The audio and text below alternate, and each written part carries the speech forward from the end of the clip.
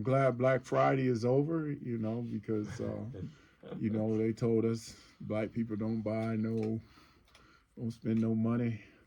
So I Not didn't spend uncommon. any money. But they didn't say nothing about stealing though.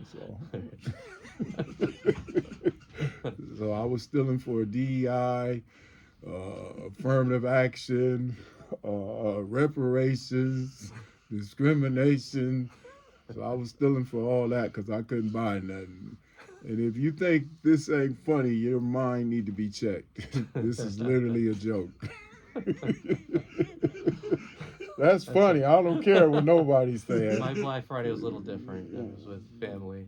Family, None of us steal. none of y'all Apparently, not steal. yet. Well, Yeah. I don't know what America you lived in, but this whole country been stole. I grew up in white suburban Well, Cleveland, so it's a little they different. was the one doing the stealing.